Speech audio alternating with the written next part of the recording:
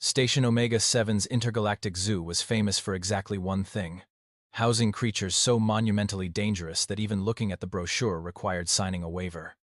We're talking about the kind of animals that made natural selection pack its bags and find a safer universe to work in. Which is why Head of Security Krell was having what organics call a very bad day. "Run that by me again," Krell growled into his comm unit, all four of his arms tensing simultaneously. This was not a good sign. When Krell tensed all four arms, someone was about to have a worse day than he was. "Sir, the Void Reaper has breached containment," squeaked the voice on the other end. "Repeat. The Void Reaper is loose in the station." Krell's mandibles clicked together in what was either deep thought or the alien equivalent of a stress-induced aneurysm. The Void Reaper. Of course, it was the Void Reaper. Couldn't be the space hamsters from Sector 3. No. It had to be the 600-pound apex predator from the nightmare dimension that had personally killed 12 handlers in 2 years. The emergency klaxons started wailing, because apparently this day needed a soundtrack. "Initiate Code Black," Krell snapped, already stomping toward the armory. "Full evacuation of civilian sectors. Lock down all other containment units. And someone find me Pip." Pip materialized approximately 3 seconds later, which would have been impressive if he hadn't been visibly sweating through his scales. The kid was young, eager, and possessed the survival instincts of a motivational poster. "Sir," Pip's voice cracked.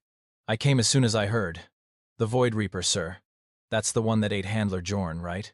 Well, ate most of him. There were those 2 fingers they found in—" "I'm aware of Jorn's fingers, Pip." "Right, sir. Sorry, sir. It's just that I saw the footage from the last escape attempt, and the way it moved was just so—" "Pip." "Yes, sir?" "Shut up and grab a plasma rifle." The security team assembled in record time, which is to say, they all showed up in various states of panic, wearing mismatched armor and carrying weapons that may or may not have been charged. Krell surveyed his troops with the resigned expression of a commander who knew he was probably going to be filling out a lot of incident reports, and possibly death certificates. "Listen up," Krell barked, his voice cutting through the chaos like a plasma blade through butter. "The Void Reaper is somewhere on this station. It is fast, it is deadly, and it is very, very hungry. Our job is to locate it, contain it, and get it back in its enclosure before it decides the food court is an all-you-can-eat buffet." Questions? Every single hand, paw, and tentacle shot up. "Too bad. We're moving out." Krell checked his scanner and frowned. "Thermal signature is heading toward the East Wing. Double time, people. And for the love of the Galactic Council, someone tell me we evacuated the civilians from that sector." Sir?" Pip's voice had achieved a pitch that shouldn't have been physically possible. "That's the family zones, sir. The petting zoo area and the—" Krell didn't wait to hear the rest. He was already running, his boots thundering against the metal floor, his mind racing through worst-case scenarios. The Void Reaper loose in a section full of families, full of children. This was going to be a disaster of legendary proportions.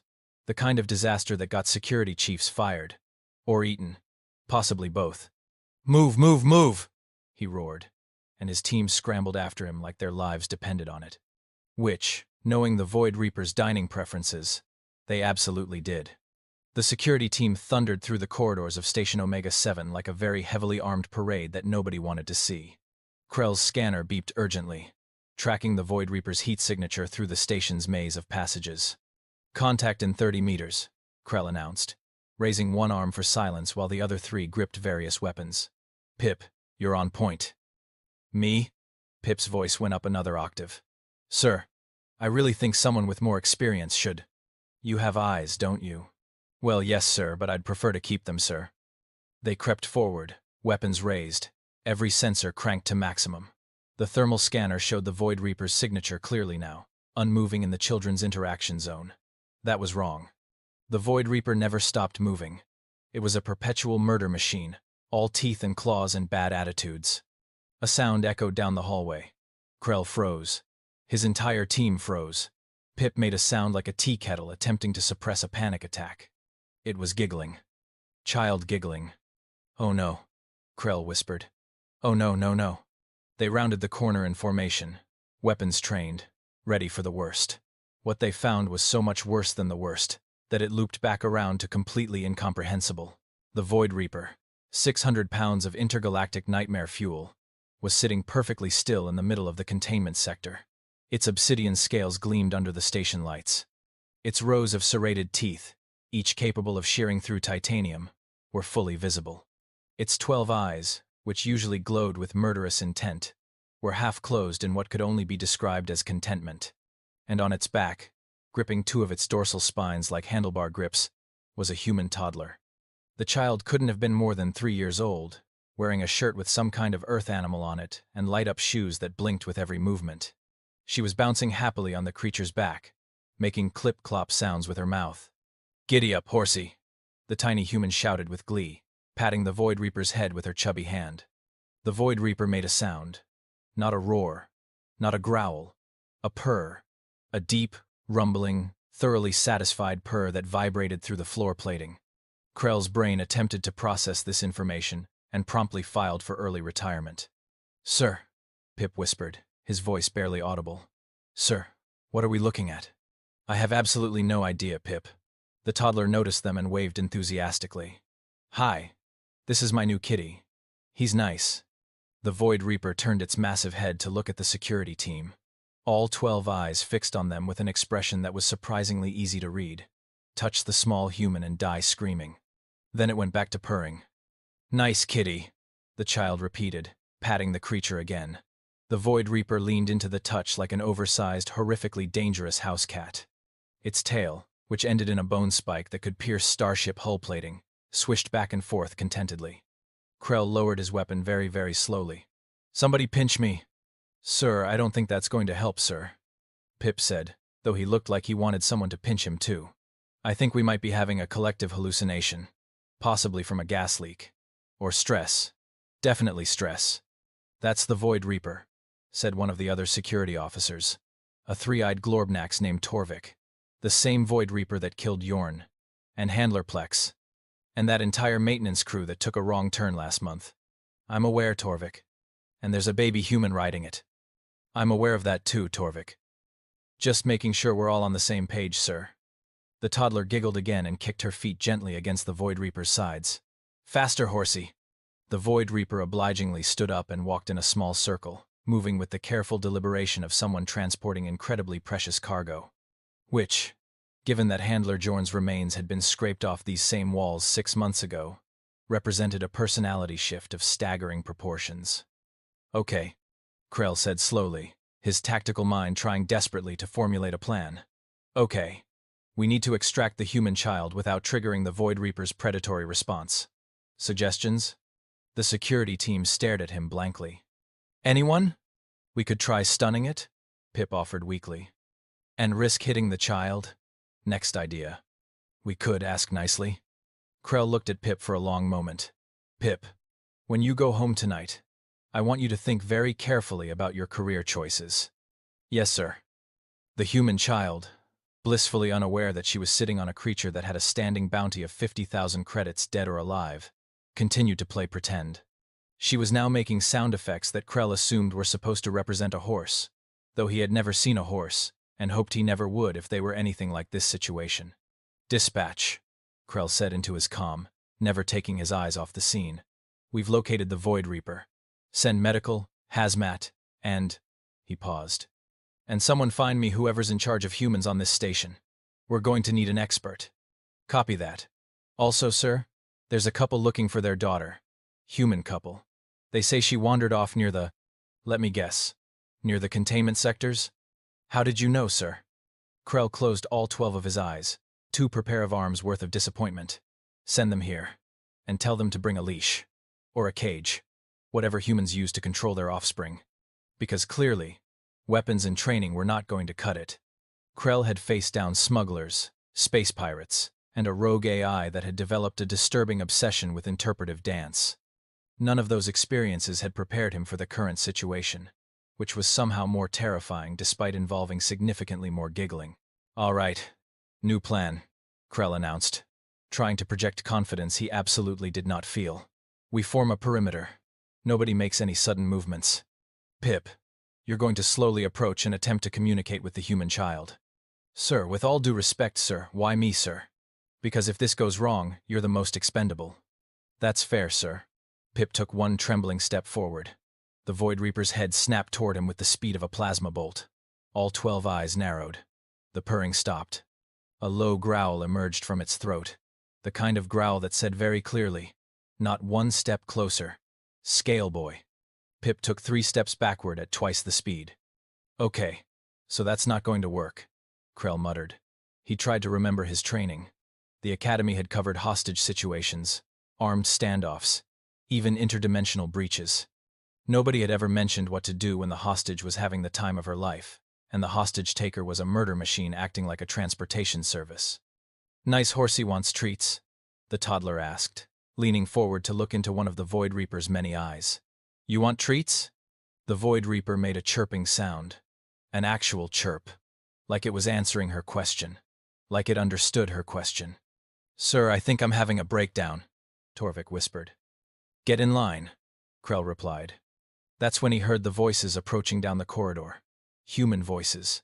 Speaking in that casual, unconcerned way that humans seem to use for everything from ordering lunch to discussing imminent apocalypses. "I told you she went this way, Linda. And I told you we should have put the tracking beacon on her shoes, Dave. But no, you said it was helicopter parenting." "It is helicopter parenting. She's a free-range kid." "She's 3, Dave. 3-year-olds are not free-range anything. They're barely domesticated." 2 humans rounded the corner, and Krell's day somehow got worse. They were wearing what he'd learned were called tourist clothes. Bright colors, comfortable shoes, and those baffling waist bags humans insisted on carrying. The male had a camera around his neck. The female was holding a station map upside down. They took in the scene with what Krell could only describe as mild interest. "Oh, there you are, sweetie," the female human Linda apparently called out cheerfully. "We've been looking everywhere for you. You can't just wander off like that." The toddler waved. "Hi, Mommy. Look, I found a horsey." "That's nice, dear." Linda turned to Krell. "Sorry about this. Emma's in her exploration phase. You know how kids are." Krell stared at her. His mandibles worked soundlessly. Several of his hands made aborted gestures toward his weapons, his comm unit, and the air itself, as if trying to physically grab the words he needed from the universe. "You know how kids are?" he finally managed. "You know how kids are?" Dave was taking pictures, actually taking pictures, of his daughter, riding the Void Reaper. "Honey, get in the shot with her. This'll be perfect for the Christmas card." "Ooh, good idea!" Linda started walking toward Emma. "Stop!" Krell bellowed, all 4 arms shooting out. "Stop right there! Do you have any idea what that creature is?" Linda paused, looking at the Void Reaper properly for the first time. "Some kind of lizard?" "It's a Void Reaper.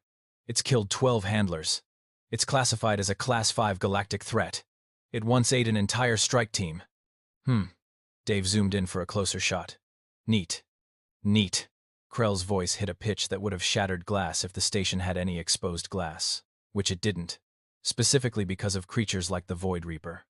"Your offspring is currently mounted on the most dangerous predator in this quadrant, and you think it's neat?"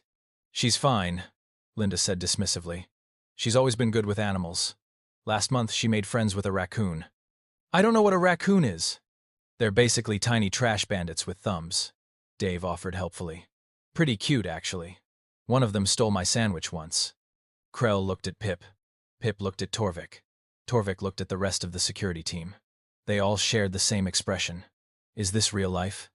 "Look," Linda continued, "I appreciate your concern, but Emma's perfectly safe. She has a gift. Animals love her." She raised her voice. "Emma, honey, it's time to go. Say goodbye to the nice. Whatever it is." "Ah," Emma pouted. "But I want to ride the horsey more."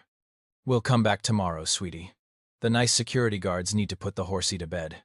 The Void Reaper made a mournful sound and gently lowered itself to the ground, allowing Emma to slide off its back. It then nudged her hand with its massive head, the same head that had bitten through reinforced steel. Krell's tactical computer, the one in his brain that had kept him alive through countless dangerous situations, finally gave up and displayed a mental blue screen of death. "There we go," Linda said brightly. "See? No problem." "No problem," Krell repeated numbly. "No problem. Your species, your entire species, is a problem." Dave laughed and clapped him on the shoulder with one of those casual human gestures that always hit harder than they looked. "You worry too much, buddy.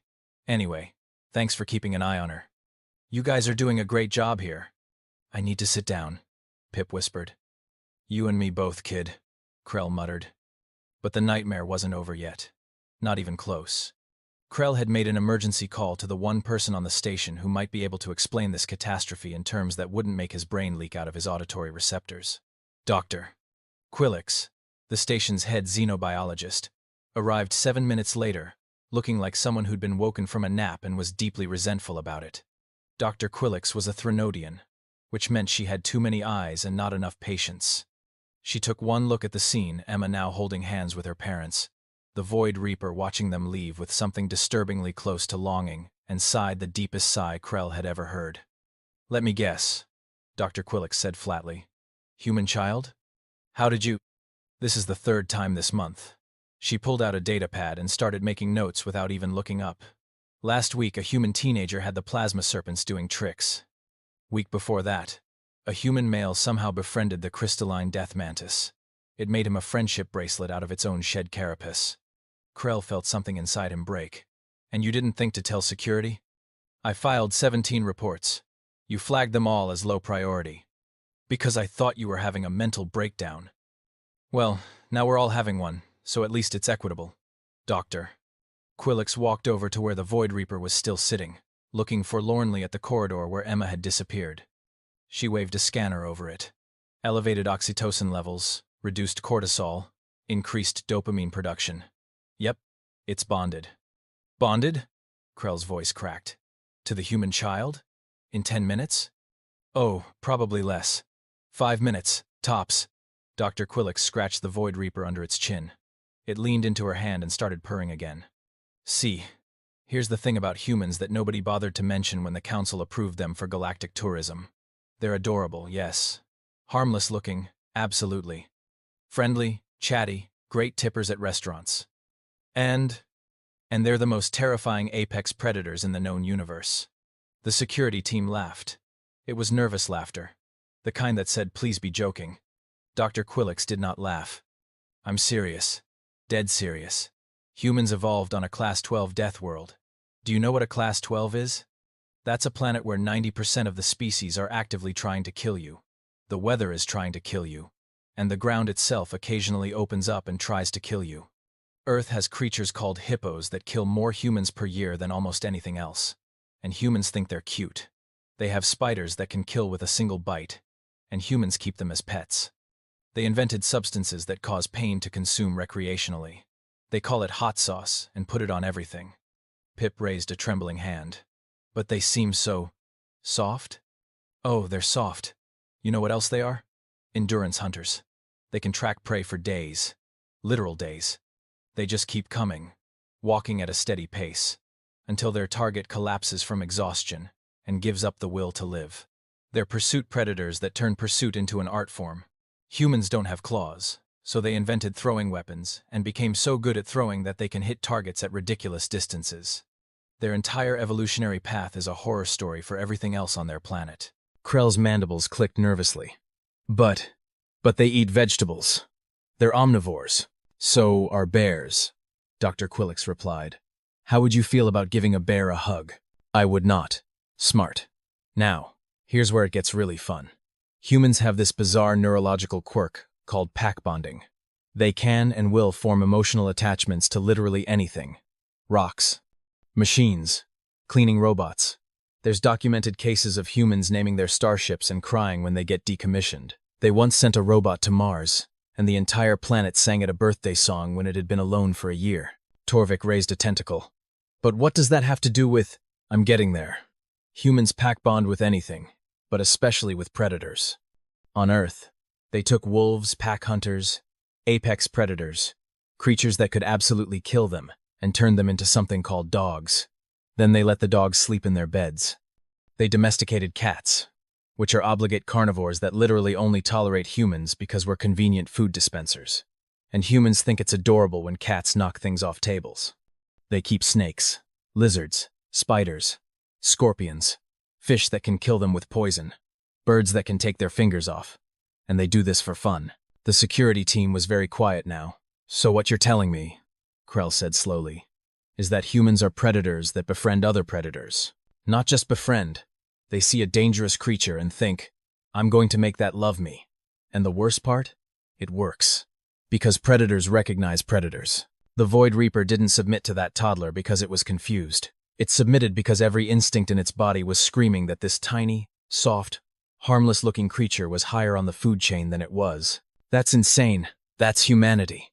Dr. Quillix gestured at the Void Reaper, which had now curled up and appeared to be moping. And toddlers are the most dangerous kind of human because they have no fear. None. Zero. They see a Void Reaper and think, fluffy horsey. They see a plasma conduit and think, pretty lights. They'll try to pet anything, hug anything, befriend anything, and the universe just lets them. Because on some fundamental level, everything with a survival instinct recognizes that humans are not to be trifled with. Krell thought about Emma's parents, their casual attitude, their complete lack of concern. They didn't even seem worried. Why would they be? From their perspective, their daughter made a new friend. That's a Tuesday for them. Dr. Quillix tucked her datapad away. You want my professional recommendation? Red flag every human visitor. Don't let them near anything we've classified as dangerous. Because to them, dangerous means interesting. And interesting means, let's take a selfie with it. We've been selling them admission tickets, Krell said faintly, to the most dangerous zoo in the galaxy. We've been letting them walk around unsupervised. Yes, how are we not all dead? Because they think we're interesting, Dr. Quillix said. And because they're very polite about the whole conquering the food chain thing. They don't want to scare us. They think we're neat. She paused. Also, they bribe me with something called chocolate. And I'm not saying they've bought my loyalty, but they've definitely rented it for the foreseeable future. Krell looked at his security team. His poor, traumatized security team who'd signed up for a nice, safe job protecting a zoo from external threats, not from tiny humans who weaponized cuteness. We're going to need a bigger insurance policy, he muttered. But the universe, as it turned out, wasn't done kicking him yet. Krell was still processing the information that humanity was essentially an entire species of friendly serial killers when his comm unit crackled to life. Sir?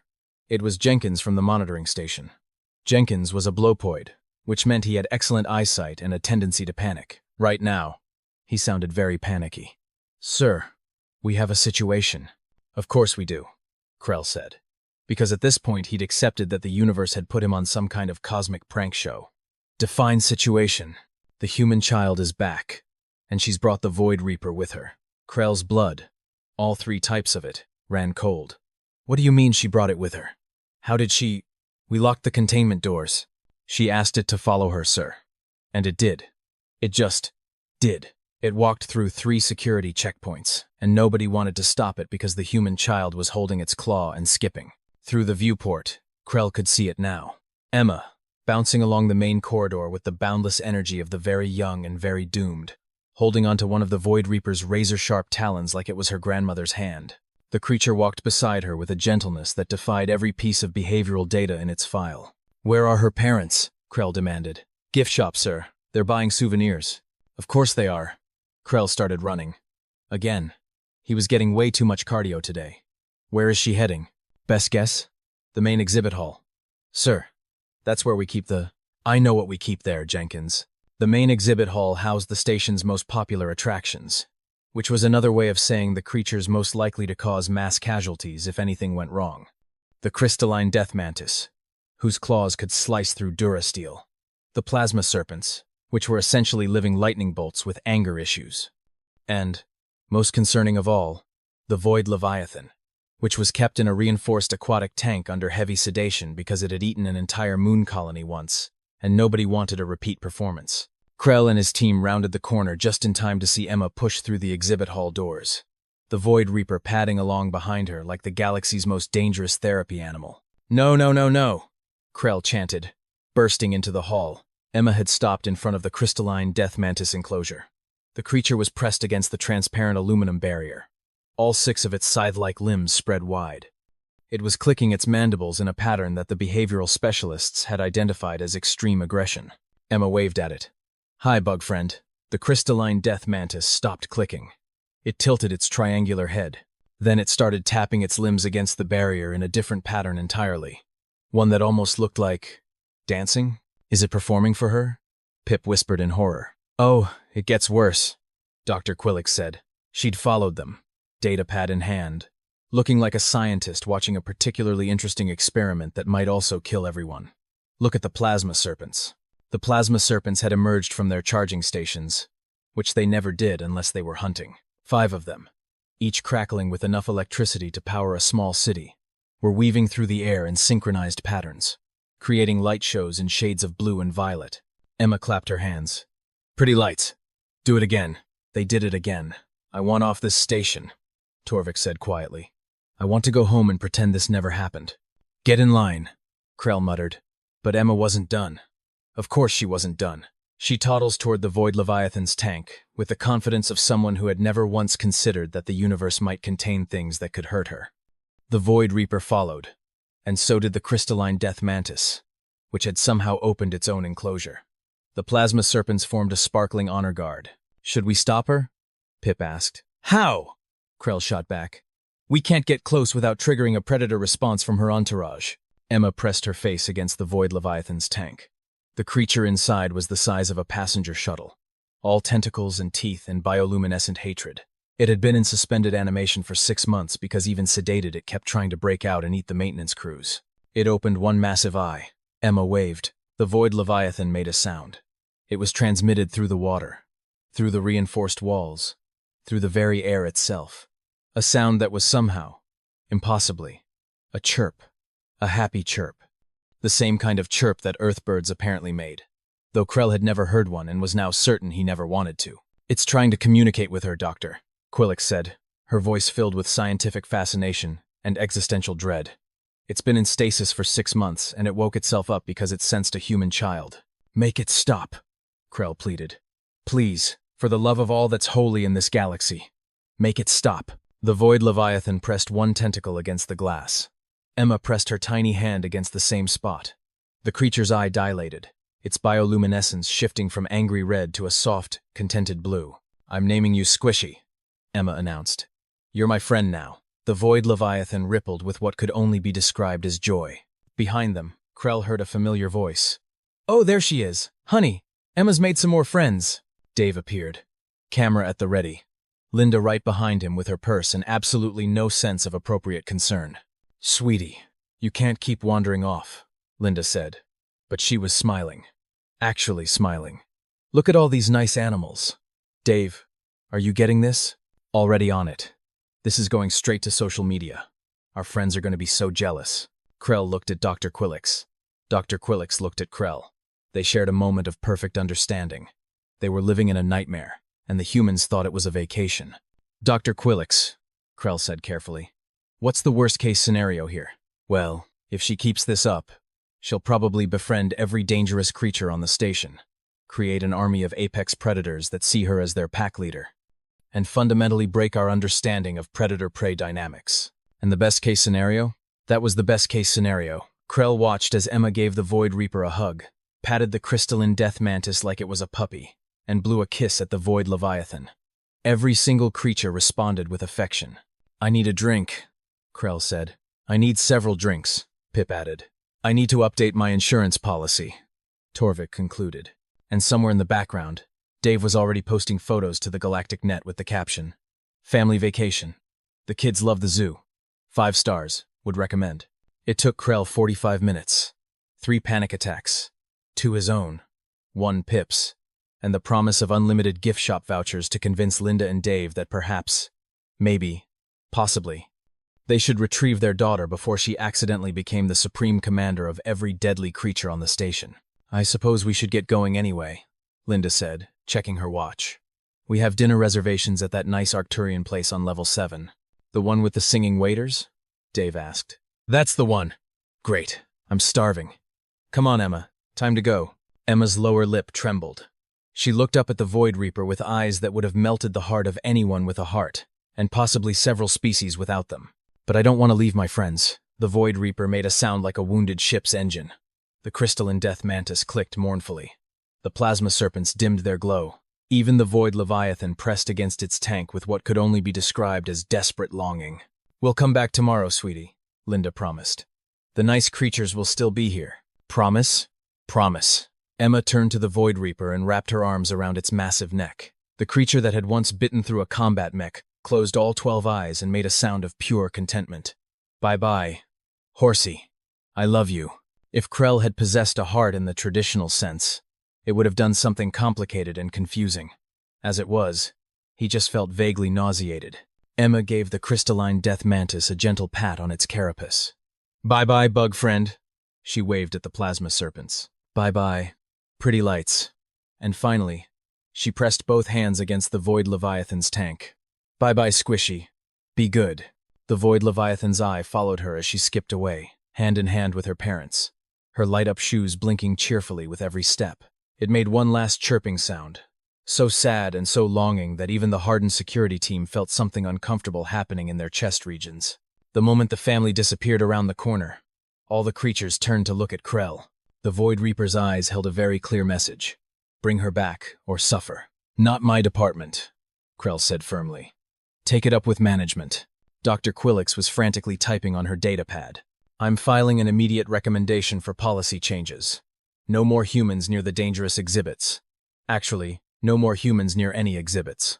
Actually, we should probably consider banning humans from the station entirely. On what grounds? Krell asked. On the grounds that they're walking extinction events with thumbs and a pathological need to befriend things that want to eat them. The council will never approve it. Humans are the third largest source of tourism revenue. They visit everything, buy everything, and tip incredibly well. Then we're doomed, Dr. Quillix said flatly. Absolutely doomed. It's only a matter of time before a human decides to pack bond with a black hole. Pip had been quiet for a while, which was unusual. He was staring at something on his datapad. His scales had gone pale. Sir? I think we have a bigger problem. Bigger than a 3-year-old creating an army of loyal murder beasts? Yes, sir. Pip turned the pad around. I was looking at the gift shop inventory. Specifically, the New Earth imports section that corporate approved last month. Krell looked at the screen. His eyes widened, then widened more, then attempted to widen further but ran out of widening space and just sort of vibrated in their sockets. The gift shop was selling Earth pet toys, squeaky toys, chew bones, catnip, tennis balls, laser pointers, something called a Kong that was apparently indestructible, feather wands, treat dispensers. These are toys, Krell said slowly. For Earth predators. Yes, sir. Earth predators that humans keep in their homes. Yes, sir. As pets. Yes, sir. Dr. Quillix grabbed the pad and started scrolling. Her face went through several colors that Krell didn't know Threnodians could turn. Dogs. Cats. These are their pets. Dogs, which are descended from wolves. Apex pack hunters that humans domesticated and bred into thousands of varieties. Some of which can't even breathe properly, but humans keep them anyway because they think the breathing problems are cute. And cats, which are obligate carnivores that humans let live in their houses despite the fact that cats literally see humans as inferior servants. Surely those are the worst of it, Torvik said hopefully. Dr. Quillix kept scrolling. They keep snakes, lizards, spiders, birds that can crack nuts with their beaks and have the intelligence of a 5-year-old, fish that require elaborate ecosystem maintenance, rodents. There's something here called a ferret, which is apparently a tube-shaped chaos agent that steals things and hides them. Krell felt something fundamental break in his understanding of the universe. If their babies are apex predators that can dominate our most dangerous creatures, and they keep other apex predators as pets, what does that make humans? The question hung in the air like a bomb waiting to detonate. The ultimate apex predator, Dr. Quillix whispered. They're not just at the top of their food chain. They're at the top of every food chain. They looked at their own planet's deadliest creatures and said, I'm going to make you love me. And then they succeeded. And then they went to space and started doing it to everyone else's deadliest creatures. Krell pulled up an image on his own pad. It was from Earth. A human child, approximately Emma's age, sleeping in a bed. Next to the child was a dog. Not a small dog. A massive dog, easily large enough to kill an adult human. The dog's head was resting protectively on the child's chest. They let their children sleep with predators, Krell said numbly. They trust predators with their children. And the predators don't eat them. They protect them. Because the predators know. Doctor, Quillix said. On some level, every predator in the universe knows. Humans are not prey. Humans have never been prey. Humans are the thing that prey fears in the darkness. Pip made a small whimpering sound. I want to go home. I want to go home and never think about humans again. Too late, Krell said, staring at the gift shop inventory. They're everywhere. They're on every station, every colony world, every trade route. They're in the council. They're in the military. They're opening restaurants and starting businesses and making friends with everyone and everything. And we invited them in, Dr. Quillix added. We saw them, soft and friendly and harmless looking, and we invited them into the galaxy with open arms. Are they dangerous? Torvik asked quietly. Krell thought about Emma, her cheerful smile, her genuine affection for the creatures, her complete lack of fear. No, he said finally. They're not dangerous. They're something worse. They're irresistible. They make you want to protect them even while they're dominating you. They weaponized friendship. His comm beeped. It was Jenkins again. Sir, the human family just left the station. Emma wanted me to tell the creatures she'll be back tomorrow. Also, she made me pinky promise. Whatever that means. And sir, I don't know what I promised, but I feel legally bound to honor it. Understood, Jenkins. Krell looked at his team. His traumatized, exhausted, fundamentally altered team. New protocols, effective immediately. All humans visiting dangerous exhibits must be accompanied by armed guards. Not to protect the humans, to protect the exhibits from the humans. Understood? Yes, sir. Good. Dismissed. And someone get me the contact information for a good therapist, preferably one who specializes in existential crises. As the team filed out, Krell stood alone in the exhibit hall. The Void Reaper was still sitting where Emma had left it, staring at the door. The crystalline death mantis had curled up in its enclosure, looking somehow dejected.